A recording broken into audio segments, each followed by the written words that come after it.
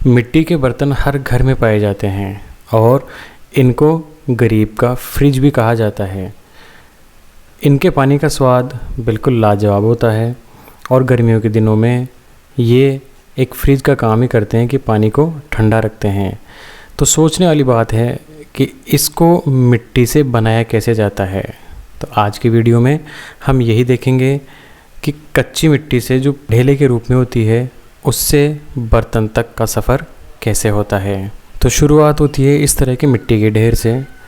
इसे काली मिट्टी कहा जाता है और इसको तोड़ के, कूट के और छान कर इस तरह गमले में डाल लिया जाता है। अब इस गमले को उठाकर डाला जाएगा एक छोटी सी ट्रे के अंदर, जिसके अंदर पानी भरा हुआ है, और इसको गला दिया जाएगा। गलाया इसलिए जाएगा ताकि इसमें जो कंकड़ पत्थर हैं वो छलनी से छाना जा सके। तो इस ट्रे के अंदर इसको हमने मिला दिया। इसको मिलाकर अच्छी तरह गलाएंगे और उसके बाद इसको एक मोटी छलनी की सहायता से पूरी तरह छाना जाएगा। इसके अलावा इसमें एक दूसरी मिट्टी मिलाई जाती है जिसे नदी के पेटे से प्राप्त करते हैं। ये काम आती है कि ये जब सुखाए जाएंगे बर्तन तो टूटे फूटे नहीं, उनमें दरारें नहीं आए, इसलिए दूसरी मिट्टी इसमें मिलाई जाती है। इसको छानने के बाद इस तरह फैला देंगे ताकि ये इसको बाद में काम में लिया जा सके। फैलाने से ये होता है कि कंकड़ पत्थर हैं वो पूरी तरह निकल जाते हैं बाहर, साफ़ हो जाते हैं। अब उस मिट्टी को इस तरह से एक जगह इकट्ठा कर लिया जाएगा और इसको अच्छी तरह कूट पीट कर एकसार किया जाएगा। इससे एक फ़ायदा ये है कि इससे मिट्टी में लोच आ जाएगी और थोड़ा थोड़ा करके इसको जब मिलाते हैं तो इसमें अगर कोई बारीक कंकड़ हो तो वो हमें हाथ के सहायता से पता चल जाएगा, जिसको हम बाहर निकाल सकते हैं। मिट्टी को जब मिला लिया जाएगा अच्छी तरह, जब संतुष्ट हो जाते हैं तो उसके बाद इसके छोटे छोटे गोले बनाए जाएंगे।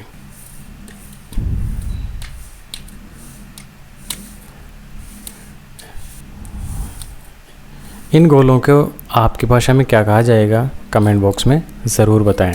वैसे इनको पिंडे बोले जाता है।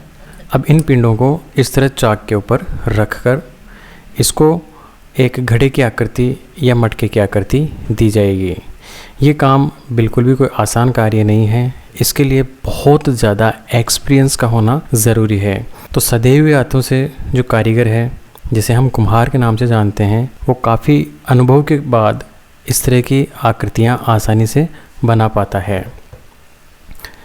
तो यहाँ पर बहुत ही सधे हुए हाथों से मिट्टी के जो पिंडा था उसको एक घड़े की शक्ल दी जा रही है। ये कोई आसान कार्य नहीं है। अगर कोई नौसिखिया ये कार्य करेगा तो ज़रूर इसको बिगाड़ देगा। इस कार्य को करने में काफ़ी धैर्य की भी आवश्यकता होती है।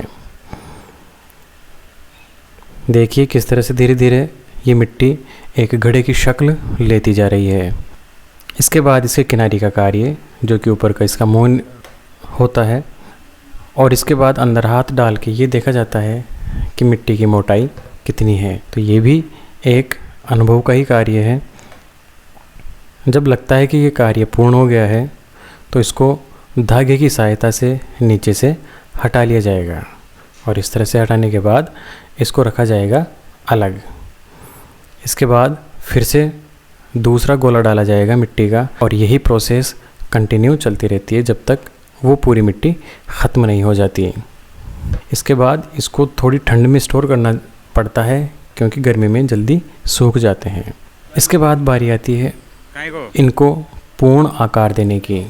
तो जो मिट्टी के बर्तन बने थे, जो स्टोर किए थे, अब उनको थापे की सहायता से इनको मटकी के या घड़े के आकार में बदला जाएगा। ये कार्य और भी ज़्यादा अनुभव और धैर्य का है क्योंकि कार्य बहुत ही सधे हुए हाथों से किया जाता है।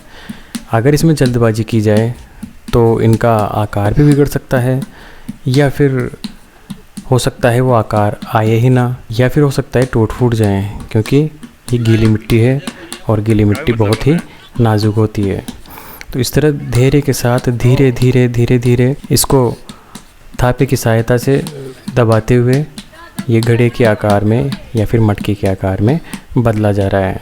और कुम्हारों की तो कहावतें भी बनी हुई हैं कि जो शिक्षक होता है वो भी एक विद्यार्थी को इसी तरह चोट मारते हुए सफलता की ओर लेकर जाता है। तो ये भी इसी तरह इसको घड़े को चोटें मार रहे हैं और चोट मारते हुए इसको पूर्ण आकार में बदला जा रहा है।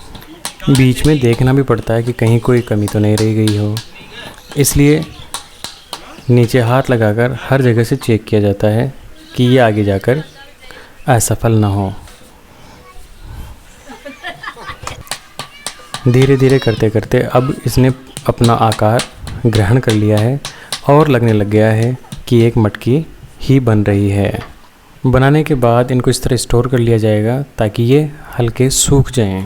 सुखाने के लिए इनको धूप में रखा जाता है इस तरह से, ताकि 1 या 2 दिन की धूप लग जाए इनको अच्छी तरह और ये पूर्णतया सूख जाएं। क्योंकि अभी तक ये पूर्ण कंप्लीट नहीं हुए हैं, इनको अभी तक पकाया भी जाएगा, इसलिए अभी केवल इनको सुखाया जा रहा है। जब पकाने की प्रक्रिया शुरू होगी तो इनको इस तरह से आव के बीचों बीच जमाया जाएगा। इसको बोलते हैं पकाने की क्रिया को आव लगाना।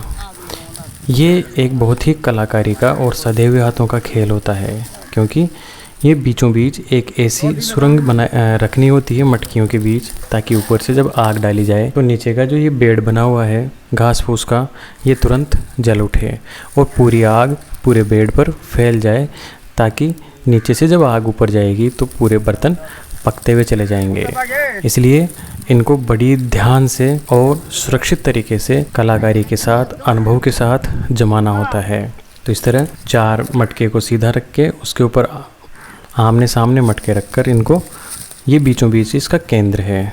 इसके बाद इस केंद्र के चारों तरफ एक एक मटकी करके इस तरह से जमाते हुए चारों तरफ मटके रखे जाएंगे और एक बड़े आव की शक्ल ये लेता जाएगा। एक बड़ा ढेर हम यूँ कह सकते हैं जमे हुए मटकियों का। तो ये कार्य करना किसी एक व्यक्ति के बस की बात नहीं है, इसमें परिवार के सभी लोग लग जाते हैं, या कम से कम 4-5 आदमियों का होना बहुत ज़रूरी होता है, ताकि ये जल्दी ही हो सके और पूर्णता के साथ किया जा सके कार्य। धीरे धीरे आओ अपनी पूर्णता की ओर है। एक बार में लगभग 200 से 250 मटकियाँ पकाई जा सकती है। एक एक मटकी जमाते हुए धीरे धीरे इसने अपनी पूर्णता का आकार लेना शुरू कर दिया है, लेकिन अभी तक भी ये पूरा नहीं हुआ है। इसके बाद इसको कवर किया जाता है पुराने टूटे हुए बर्तनों के टुकड़ों से।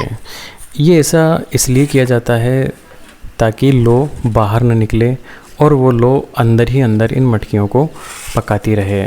पकाने के लिए काम में जो लिया जाता है वो होता है सरसों की तूड़ी या फिर कंडे या फिर दूसरा कोई भी ईंधन जिसको इस पर डाला जा सके। ये जो टुकड़े हैं ये रखने के लिए भी सधे हुए हाथ होने चाहिए, क्योंकि हो सकता है कहीं पर अगर दबाव ज़्यादा बढ़ जाए तो पूरा जो आव है वो ढह जाए। तो ऐसा भी ना हो, इसलिए बहुत ही एक्सपीरियंस के साथ और धैर्य के साथ इनको धीरे धीरे पूरे आव के ऊपर कवर किया जाता है। अब इसमें आग डालने का भी एक ख़ास तरीका होता है। सबसे पहले ये जो एक डंडी बनाई गई है, आग लगाने के बाद इस आग को डाला जाएगा बीचों बीच। जो पहले से सुरंग बनाई गई थी आग डालने के लिए, उसका सेंटर बिंदु जो है ऊपर ही ऊपर रखा जाता है। इस सेंटर में से आग को छोड़ दिया जाएगा नीचे की तरफ, और ये आग सीधे नीचे जो घास फूस का बेड बना हुआ था जिसके ऊपर बर्तन रखे गए थे उसके अंदर चली जाएगी, और धीरे धीरे करके सेंटर से होते हुए ये इस पूरे आव के अंदर आग फैलने लगेगी।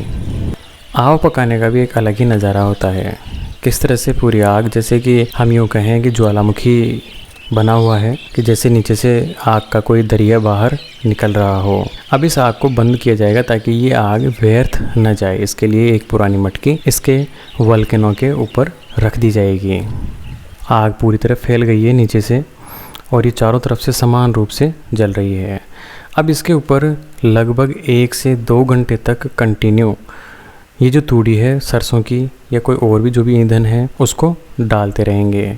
ये डालने से होगा क्या कि ये आग अंदर तक पहले लगी हुई है और ऊपर से भी ये जो ईंधन है ये इन मटकियों को अच्छी तरह से अंदर से पका देगा। जब ये पूरी तरह पक जाएंगे तो इनको रात भर ऐसे ही छोड़ा जाएगा ठंडा होने के लिए, ताकि ये पकने के बाद पूर्णतया ठंड हो जाए। कभी कभी इनके साथ अनहोनी भी हो जाती है, अगर रात को बरसात आ जाए तो पूरे के पूरे जो बर्तन है वो टूट जाएंगे, या क्योंकि ये गर्म रहता है और जो ही पानी इन पे ऊपर गिरेगा और ये कांच की तरह टूट जाएगा। इसलिए भगवान से प्रार्थना की जाती है कि सब कुछ सुरक्षित रूप से हो जाए। जब ये पूर्णतः पक जाता है तो उसके बाद सुबह इसको खोला जाएगा। आव हमारा पक चुका है कंप्लीट, अब इसको खोलने का कार्य हो रहा है। इट मीन्स पूरी मटकियाँ धीरे धीरे एक एक करके हटाई जा रही है। तो जब इनको पकाने के लिए रखा था तो पूरी मटकियाँ काली थी, लेकिन अब ये पक के बिल्कुल लाल हो चुकी है। अब अगर इसमें पानी डाला जाएगा तो ये गलेंगी नहीं, बल्कि उस पानी को स्वादिष्ट और मीठा तथा ठंडा बनाने के कार्य अब ये मटकियाँ क्या करेंगी। तो इस तरह से हमने देखा कि एक मिट्टी के ढेले से किस तरह से मिट्टी के बर्तन बनाए जाते हैं, जो बहुत ही इंटरेस्टिंग था और बहुत ही ज़्यादा धैर्य का कार्य था। अब ये मिट्टी के बर्तन प्रति बर्तन 60 से 70 रुपये में आसानी से बिकेंगे। हो सकता है शहरों के अंदर ये 100 से 150 रुपये प्रति बर्तन भी बिकें। ये वीडियो आपको कैसा लगा कमेंट बॉक्स में लिखकर आप ज़रूर बताएं। जय हिंद, जय भारत।